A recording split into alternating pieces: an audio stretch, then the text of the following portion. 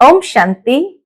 आज 5 नवंबर 2024 के बाबा के अनमोल मधुर महावाक्य सुनेंगे। आज की मुरली में बाबा कहे, एक है ईश्वरीय मत, दूसरी है आसुरी मत। आसुरी मत से नीचे गिरना होता है, जबकि ईश्वरीय मत पर ऊपर चढ़ना होता है। बाबा कहे, ये गिरने और चढ़ने की कहानी को भी तुम बच्चे बहुत अच्छी तरह से जानते हो कि श्रीमत से एक जन्म में हम चढ़ते हैं और फिर सतयुग से ही धीरे धीरे नीचे उतरते हैं। लेकिन द्वापर के बाद जैसे ही आसुरी मत पर चलना आरंभ हुआ कि बहुत जल्दी नीचे गिरना आरंभ होता है। तो तुम बच्चे बहुत अच्छे से जानते हो कि ईश्वरीय मत हमें कहां ले जाती है, आसुरी मत हमें कहां ले जाती है। बाबा कहे, कई बच्चे पूछते हैं बाबा से, बाबा हम धंधा करें? बाबा कहे, जरूर करो, लेकिन रॉयल धंधा करो, छीछी धंधा आदि नहीं करो।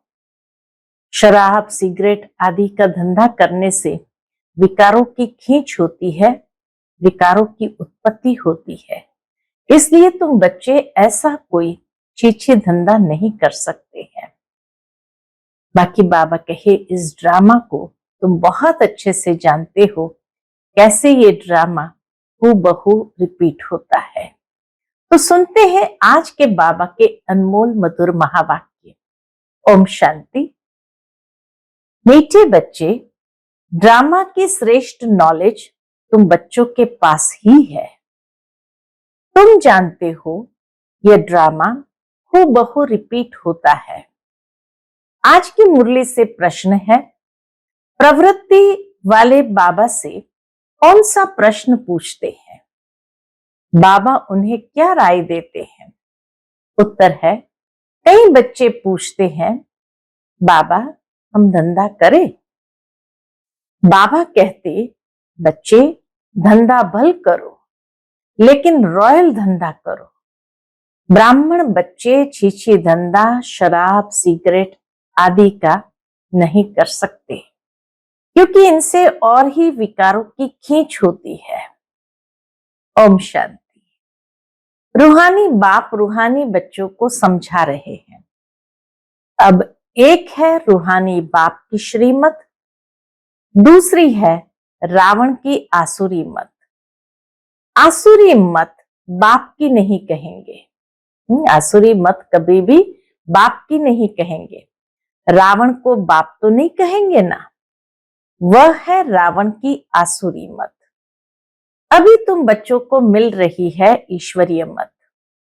कितना रात दिन का फर्क है, बुद्धि में आता है। ईश्वरीय मत से दैवी गुण धारण करते आए हैं।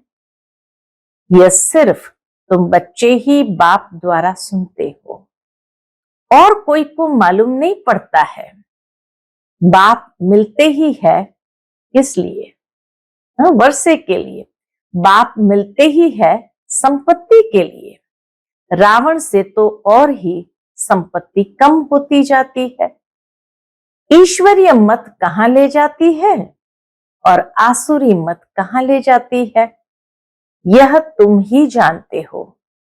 आसुरी मत जब से मिलती है, तुम नीचे गिरते ही आते हो।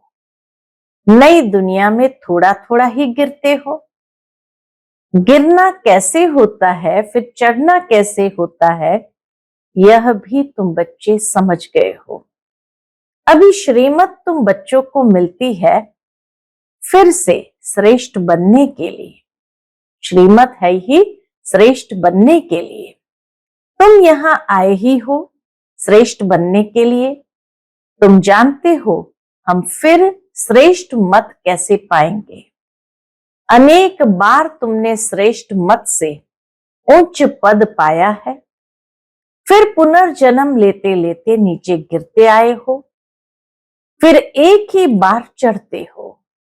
नंबरवार पुरुषार्थ अनुसार तो होते ही है। बाप समझाते हैं, टाइम लगता है। इस बात में टाइम लगता है, पुरुषोत्तम संगम युग का भी टाइम है ना, पूरा एक्यूरेट। ड्रामा बड़ा एक्यूरेट चलता है और बहुत वंडरफुल है। ये ड्रामा बहुत एक्यूरेट चलता है और बहुत वंडरफुल है। बच्चों को समझ में बड़ा सहज आता है। बाप को याद करना है और वर्षा लेना है, बस।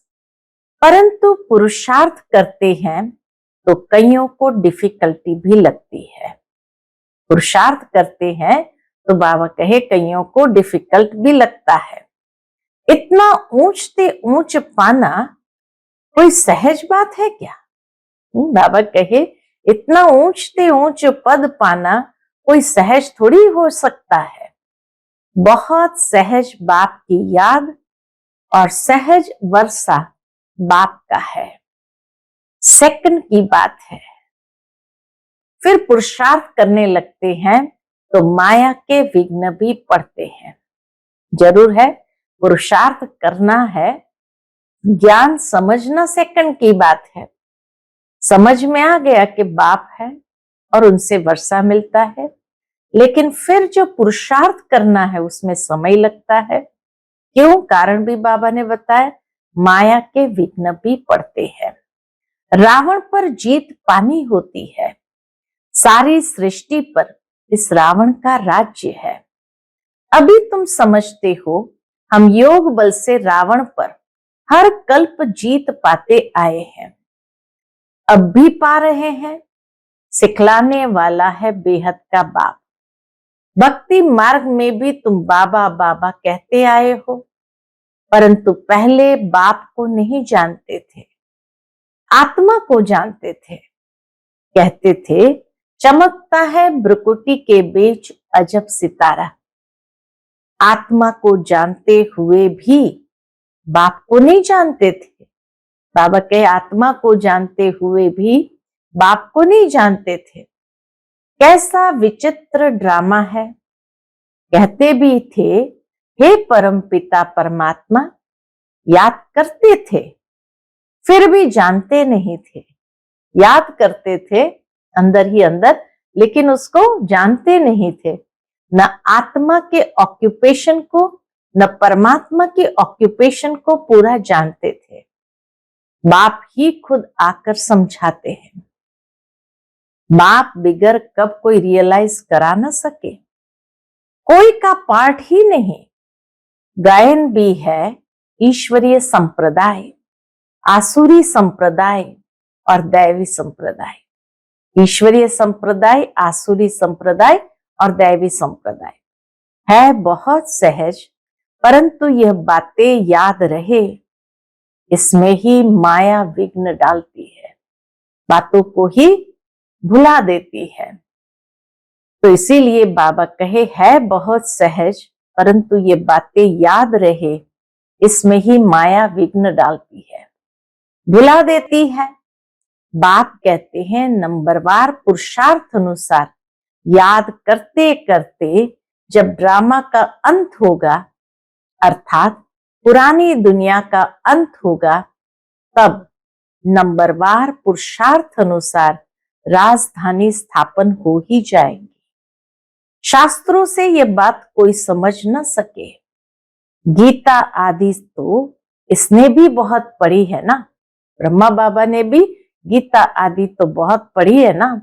अब बाप कहते हैं इसकी कोई वैल्यू नहीं, परंतु भक्ति में कनरस बहुत मिलता है, इसलिए छोड़ते नहीं। तुम जानते हो सारा मदार पुरुषार्थ पर है। धंधा आदि भी कोई का रॉयल होता है, कोई का छीछी धंधा होता है। शराब, बीड़ी, सिगरेट आदि बेचते हैं। यह धंधा तो बहुत खराब है। शराब सब विकारों को खींचती है। इसको शराबी बनाना यह धंधा अच्छा नहीं है। बाप राय देंगे, युक्ति से यह धंधा चेंज कर लो, नहीं तो ऊंच पद पा नहीं सकेंगे। बाप समझाते हैं इन सब धंधों में है नुकसान, बिगर अविनाशी ज्ञान रत्नों के धंधे के। बल जवाहरत आदि का धंधा करते थे। ब्रह्मा बाबा जवाहरत आदि का धंधा करते थे, परंतु फायदा तो नहीं हुआ ना। करके लखपति बने। इस धंधे से क्या बनते हैं? ज्ञान रत्नों के धंधे से क्या बनते हैं? बाबा पत्रों में भी हमेशा लिखते हैं, पद्मा पदम भाग्यशाली। इस ज्ञान रत्नों के धंधे से हम पद्मा पदम भाग्यशाली बनते हैं, सो भी 21 जन्मों के लिए बनते हैं। तुम भी समझते हो, बाबा कहते बिल्कुल ठीक है। हम सो ये देवी देवता थे, फिर चक्कर लगाते लगाते नीचे आते हैं। सृष्टि के आदि मध्य अंत को भी जान गए हैं। नॉलेज तो बाप द्वारा मिली है, परंतु फिर दैवी गुण भी धारण करने हैं, अपनी जांच करनी है। हमारे में कोई आसुरी गुण तो नहीं है, ये बाबा भी जानते हैं। हमने अपना ये शरीर रूपी मकान किराए पर दिया है। ब्रह्मा बाबा जानते हैं हमने ये शरीर रूपी मकान शिव बाबा को किराए पर दिया है। ये मकान है ना, इसमें आत्मा रहती है। हमको बहुत फक्र रहता है।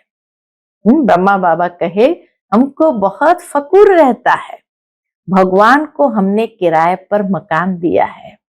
कितना नशा ब्रह्मा बाबा को होगा। ड्रामा प्लान अनुसार और कोई मकान उनको लेना ही नहीं है।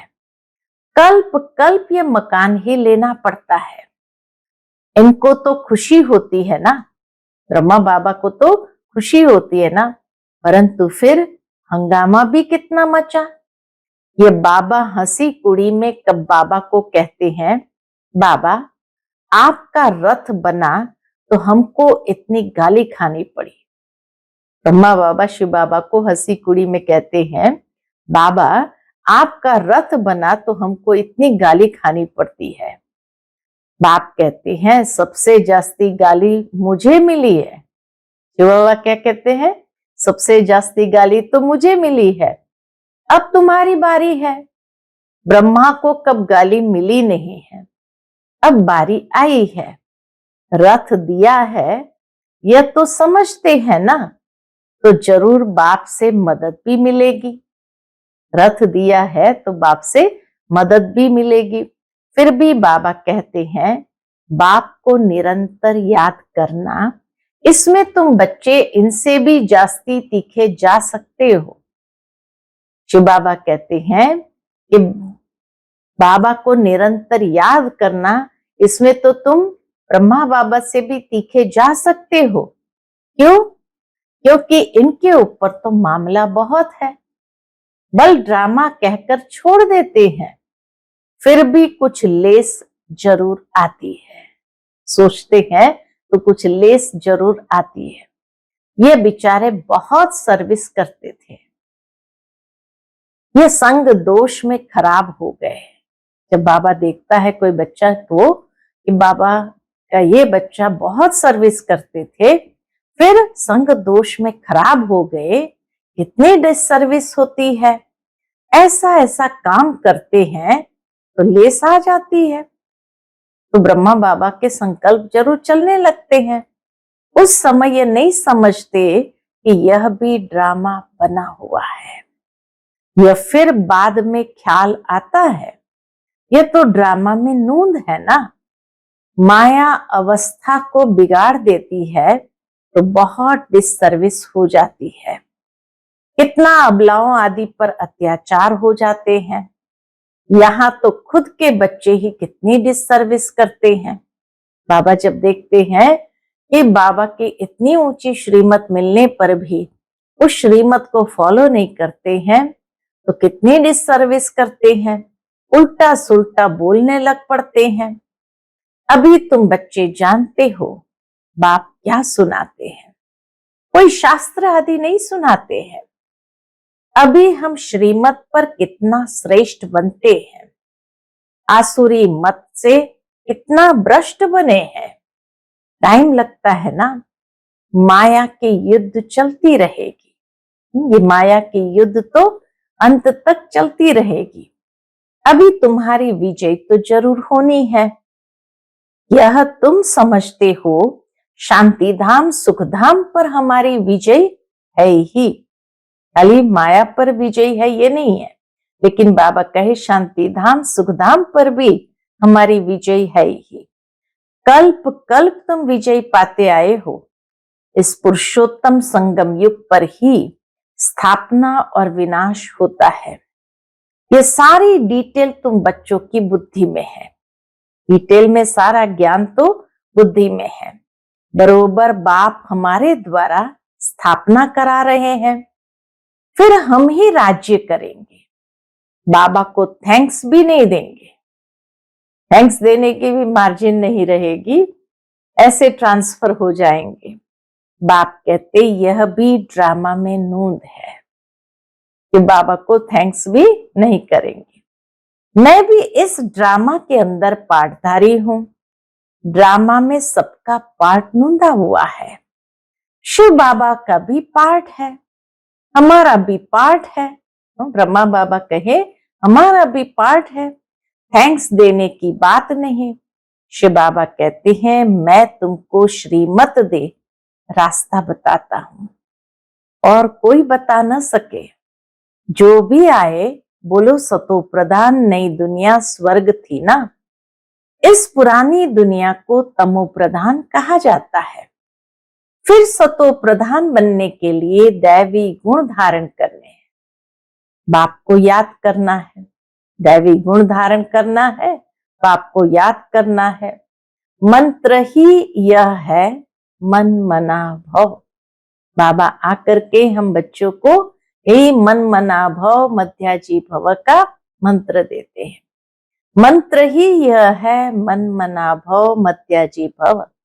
बस यह भी बताते हैं मैं सुप्रीम गुरु हूं। शिव बाबा बताते मैं सुप्रीम गुरु हूं। तुम बच्चे अभी याद की यात्रा से सारी सृष्टि को सदगति में पहुंचाते हो। जगत गुरु एक शिव बाबा है जो तुमको भी श्रीमत देते हैं। तुम जानते हो हर 5000 वर्ष बाद हमको ये श्रीमत मिली है। चक्र फिरता रहता है। आज पुरानी दुनिया है, कल नई दुनिया होगी। इस चक्र को समझना भी बहुत सहज है, परंतु यह भी याद रहे जो कोई को समझा सके। चक्र भी बुद्धि में याद रहे तो बाबा कहे कोई को भी समझा सके। यह भी भूल जाते हैं। कोई गिरते हैं तो फिर ज्ञान आदि सारा खत्म हो जाता है। कला काया माया ले लेती है, जैसे एकदम चट हो जाती है तो कला काया माया ले लेती है। सब कला निकाल कला रहित कर देती है। विकार में ऐसे फंस जाते हैं बात मत पूछो। अभी तुमको सारा चक्र याद है। तुम जन्म जन्मांतर वैशाली में रहे हो, हजारों पाप करते आए हो, सबके आगे कहते हो जन्म जन्म के हम पापी है। गाते हैं जन्म जन्म के पापी है। हम ही पहले पुण्य आत्मा थे, फिर पापात्मा बने, अब फिर पुण्य आत्मा बनते हैं। यह तुम बच्चों को नॉलेज मिल रही है, फिर तुम औरों को दे आप समान बनाते हो। गृहस्थ व्यवहार में रहने से फर्क तो रहता है ना। वह इतना नहीं समझा सकते जितना तुम। जो सेंटर पर रहने वाले हैं बाबा कहे वो इतना नहीं समझा सकते जितना तुम, परंतु सब तो नहीं छोड़ सकते हैं। बाप खुद कहते हैं गृहस्थ व्यवहार में रहते कमल फूल समान बनना है। सब छोड़कर आवे तो इतने सब बैठेंगे कहां। बाप नॉलेजफुल है, वह कुछ भी शास्त्र आदि पढ़ते नहीं है। ये शास्त्र आदि पढ़ा था, ब्रह्मा बाबा शास्त्र आदि पढ़ा था। मेरे लिए तो कहते हैं गॉड फादर इज नॉलेजफुल। मनुष्य यह भी जानते नहीं है कि बाप में क्या नॉलेज है।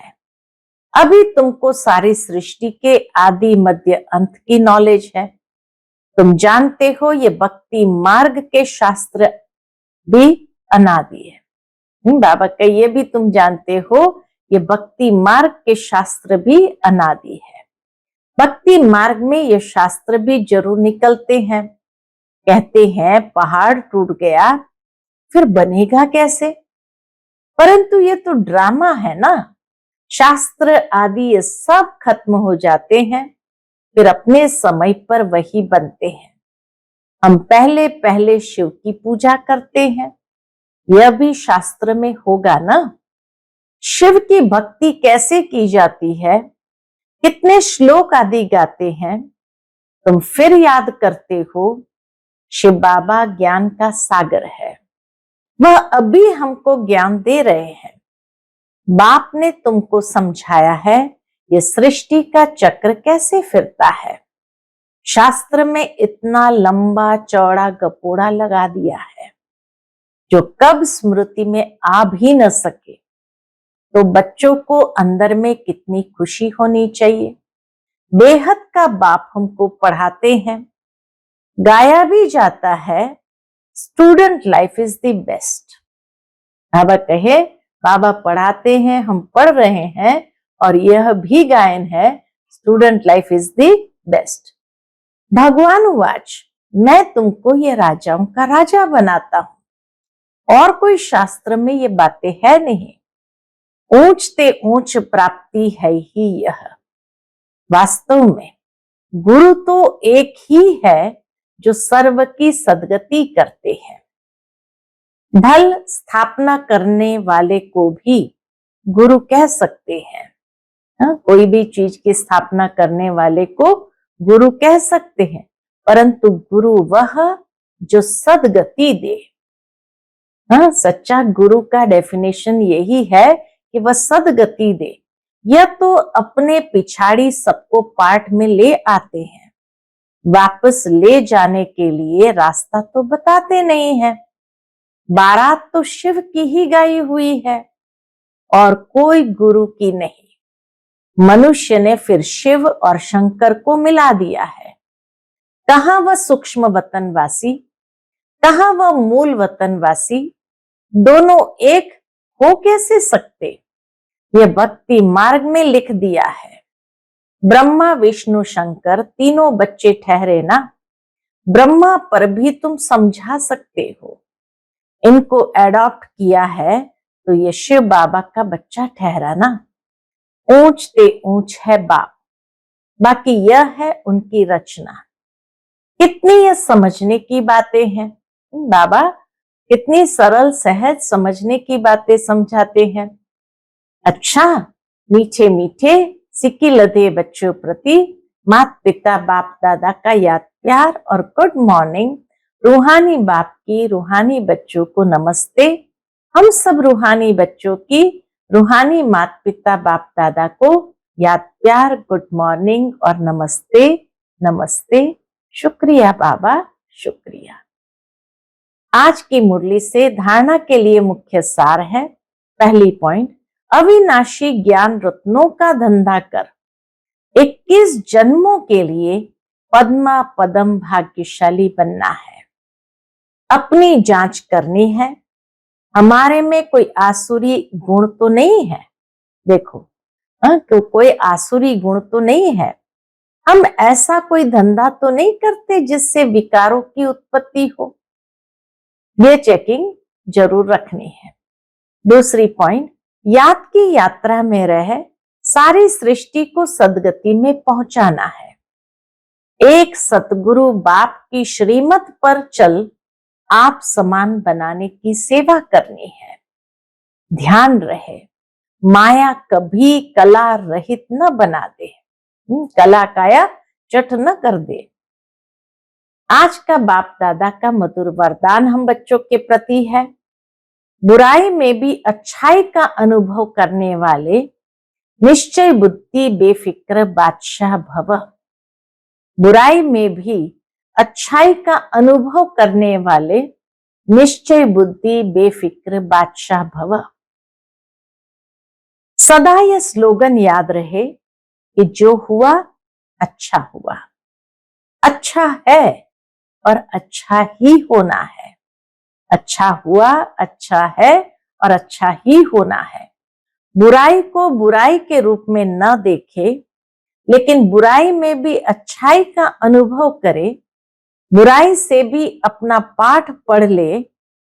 कोई भी बात आए तो क्या होगा ये संकल्प न आए, लेकिन फौरन आए अच्छा होगा। बीत गया अच्छा हुआ, जहां अच्छा है वहां सदा बेफिक्र बादशाह है। निश्चय बुद्धि का अर्थ ही है बेफिक्र बादशाह। आज का स्लोगन है, जो स्वयं को व दूसरों को रिगाड़ देते हैं उनका रिकॉर्ड सदा ठीक रहता है। जो स्वयं को व दूसरों को रिगाड़ देते हैं उनका रिकॉर्ड सदा ठीक रहता है। रिगार्ड देने का रिकॉर्ड सदा ठीक रहता है।